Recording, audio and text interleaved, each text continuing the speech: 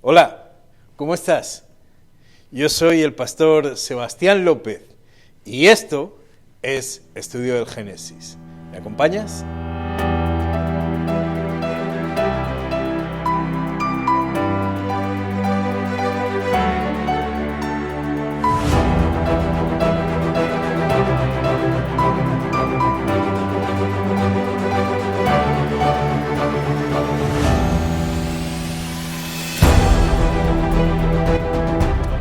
A lo largo de nuestro estudio hemos podido comprobar durante estas lecciones pasadas que Dios actúa sobre la humanidad perdida. Dios trata de salvar al hombre una y otra vez de sí mismo. El pecado lo lleva a autodestruirse. Moisés, el autor del libro del Génesis, nos ha estado mostrando magistralmente cómo desmitificar toda la historia del pasado. Todos aquellos dioses venerados por las civilizaciones de la antigüedad, basados en los astros o en la naturaleza, son creaciones de Dios sobre las que el hombre ha de enseñorearse según los primeros capítulos de Génesis. Las genealogías de Sem y Caín nos muestran que los héroes y reyes del pasado tienen su origen en personas que vivieron en tiempos ancestrales. No son dioses o semidioses. Todos tienen un origen humano. La construcción de Babel fue el primer lugar de confusión donde los hombres quisieron abrir su propia puerta con el cielo. Aquellos constructores quisieron hacerse famosos para someter a la tierra y, sin embargo, por misericordia, Dios los confundió. Ahora llegamos a Génesis 12, donde comienza a desplegarse el plan de la salvación. La palabra del Señor viene un hombre: vete de tu tierra y de tu parentela y de la casa de tu padre a la tierra que yo te mostraré.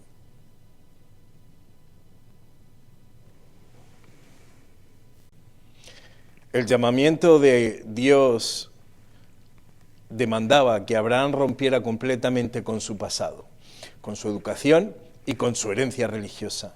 Tenía que salir de la tierra de los dos ríos de Mesopotamia, en la que estaba situada tanto Ur como luego estará Harán. Por decirlo de alguna manera, fue llamado en dos etapas. La primera era la de salir de su tribu y de su pueblo en Ur de los Caldeos, que por aquel tiempo pertenecía al reino de Babilonia. La segunda fue en Harán, para abandonar la casa de su padre.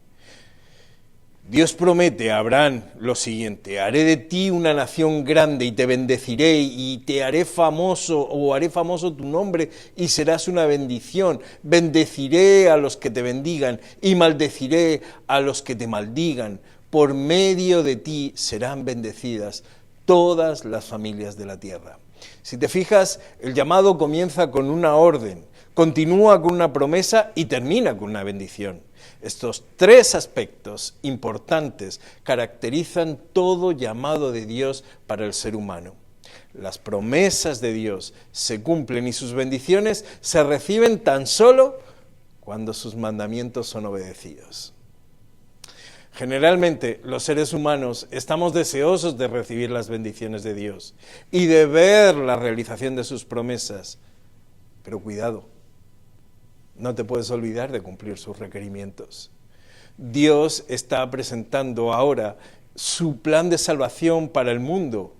En Abraham serán benditas todas las naciones de la tierra. La promesa original de Dios para restaurar al ser humano por medio de un Salvador, dada ya en Génesis 3:15, ahora será cumplida a través de Abraham y su descendencia.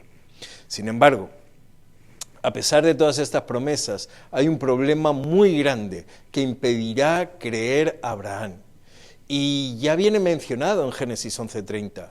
Sara, su esposa, es estéril. Su esterilidad será la prueba de fe de su marido, porque evidentemente con ella no se pueden cumplir las promesas de Dios.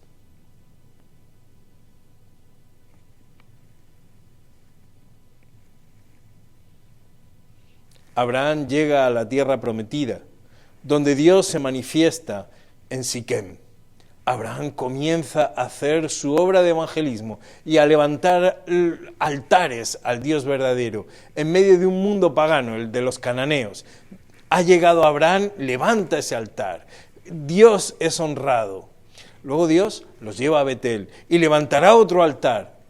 Pero de repente las circunstancias cambian y un gran hambre viene sobre la tierra prometida. Esas circunstancias llevan a Abraham a irse a Egipto. Y Egipto es tan rico, es tan fértil, que se convierte en el lugar donde la fe no es necesaria.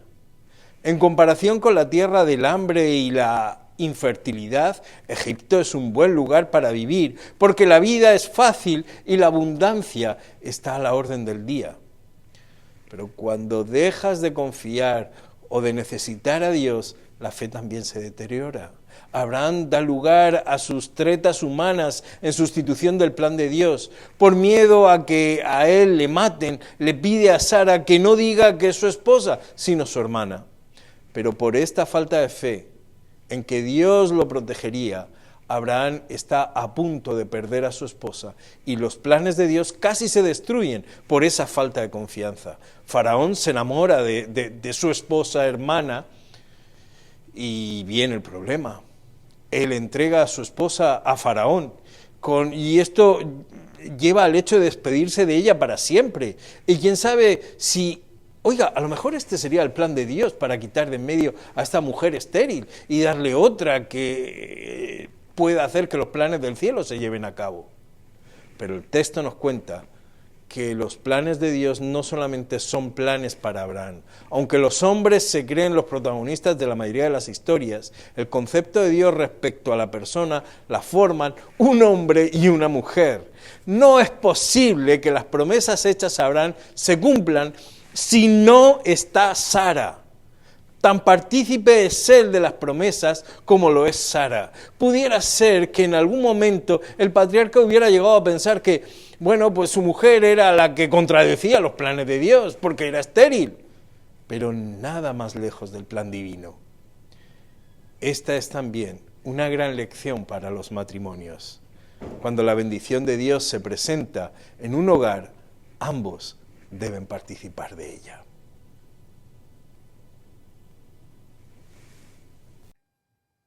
Lot es otro de los personajes importantes de este relato. La historia vuelve de nuevo a la tierra de Canaán y Abraham vuelve al altar que levantó a Jehová en Betel.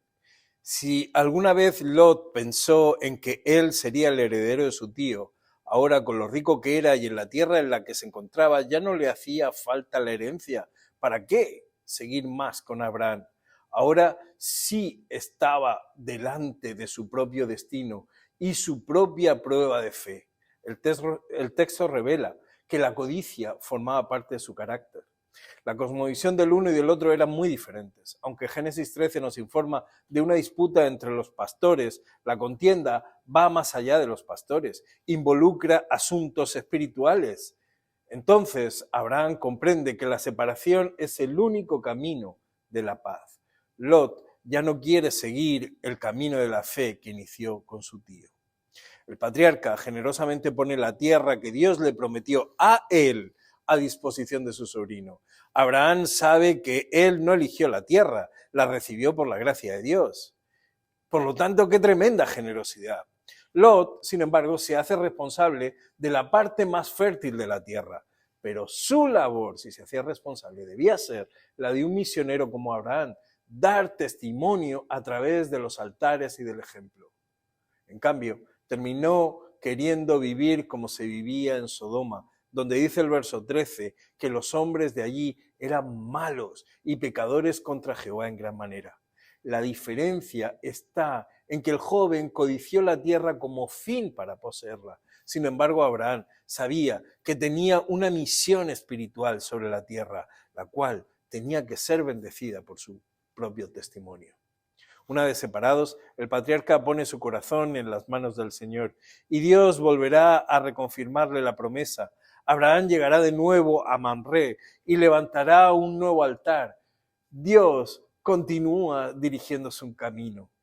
Cada monumento conmemorativo al Dios verdadero expresaba gratitud por la misericordia celestial y también lealtad a los principios divinos. El que sus vecinos amorreos e hititas llegaran a ser sus amigos se debía a su benéfica influencia y su testimonio entre ellos.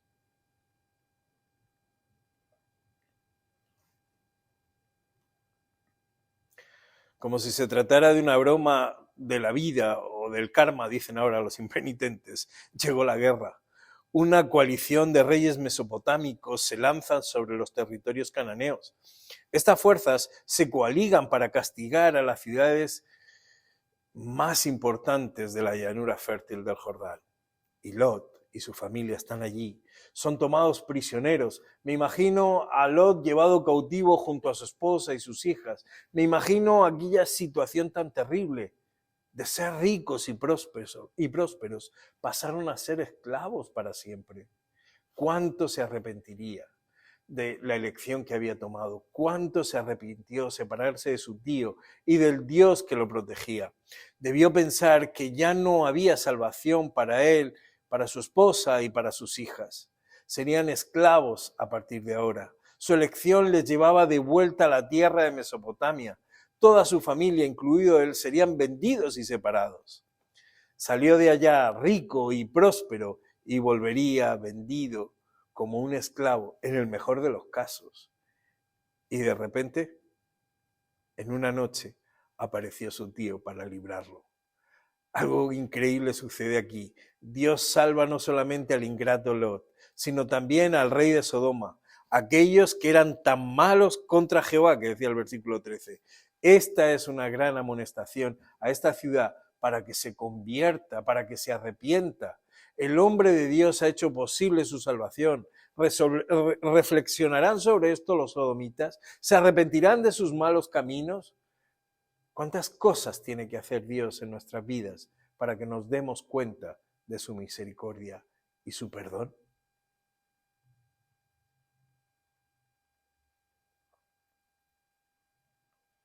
Por último, un personaje considerable aparece en escena. Es el rey de Salem, sumo sacerdote del Dios Altísimo, al que Abraham reconoce. Partamos de una evidencia para considerar los hechos.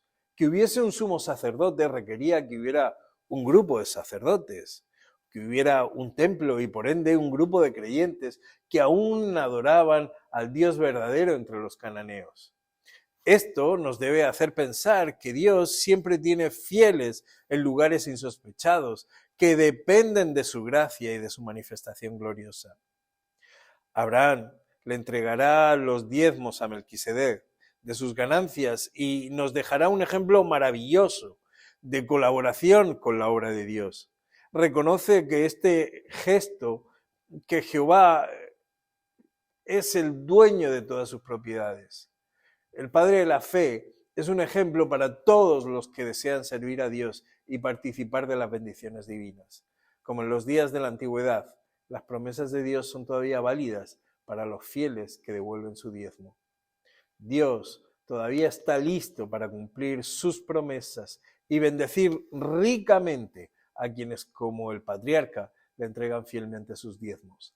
Él demostraba con esta actitud que tenía una esperanza más elevada que la que motivaba a los hombres que vivían en este mundo. Él trataba de ubicarse en un plano más elevado, buscando una patria mejor, esto es, la celestial. Aunque estaba en el mundo y sus esperanzas y deseos no eran de él, los hijos de la fe se distinguen por su grandeza de pensamiento y por su grandeza de propósitos, que los capacita para vivir por encima de los deseos de este mundo.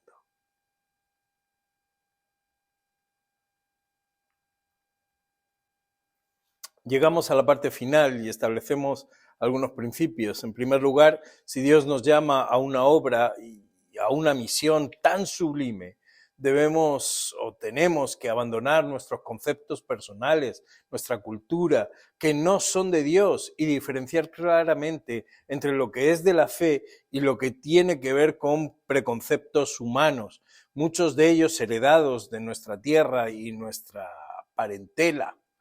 En segundo lugar, nos damos cuenta de que hay personas a nuestro alrededor que forman parte del plan de Dios tanto como lo formamos nosotros.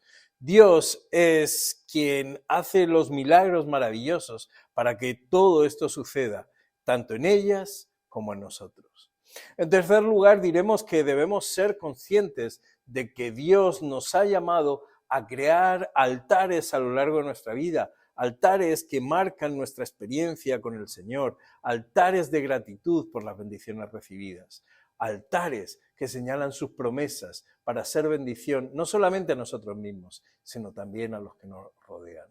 Y concluimos, pues, acertadamente con las palabras que patriarcas y profetas nos presenta, y citando a su autora diremos que la Iglesia de Cristo ha de ser una bendición y sus miembros serán bendecidos al bendecir a otros. El propósito de Dios al escoger un pueblo no fue solo para adoptarlo como sus hijos e hijas, sino para que por medio de ellos pudieran dar al mundo los beneficios de la iluminación divina. Cuando el Señor escogió a Abraham, no fue simplemente para que fuera el amigo especial de Dios, sino para ser el intermediario de privilegios preciosos y únicos que el Señor deseaba derramar sobre las naciones. Había de ser una luz en las tinieblas morales que los rodeaban. Mi pregunta hoy es, ¿y tú qué vas a hacer?